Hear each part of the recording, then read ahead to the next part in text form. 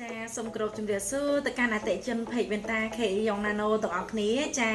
ថ្ងៃនេះគឺនាងខ្ញុំនឹងបង្ហាញពីផលិតផលមួយយ៉ាងដើម្បីជួយទប់ស្កាត់ពីបញ្ហាផ្សេងៗកុំឲ្យកើតឡើងចំពោះកែវភ្នែករបស់ពុកម៉ែបងប្អូនទាំងអស់គ្នាផងដែរចា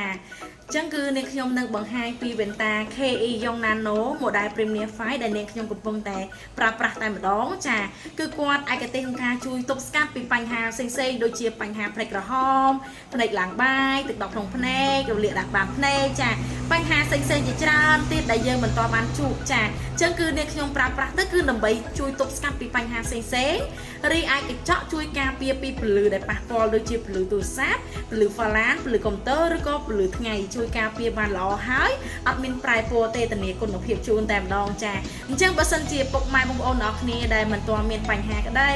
មានបញ្ហាក្តីគឺគាត់អាចប្រើប្រាស់បានទាំងអស់ចាព្រោះនេះគឺជាវេនតាសុខភាពភ្នែកជួយការពារពីបញ្ហាផ្សេងៗនិងជួយទប់ស្កាត់ពីបញ្ហាផ្សេងៗកុំឲ្យកើតឡើងចំពោះកែវភ្នែករបស់ពុកម៉ែបងប្អូនទាំងអស់គ្នាបានផងដែរចាអញ្ចឹងបើសិនជាពុកម៉ែបងប្អូនដែលគាត់ចង់បានជាមួយនឹងវេនតា KE Young Nano យកទៅប្រើប្រាស់និងយកទៅព្យាបាលអាចទំនាក់ទំនងតាមលេខទូរស័ព្ទនៅខាងលើ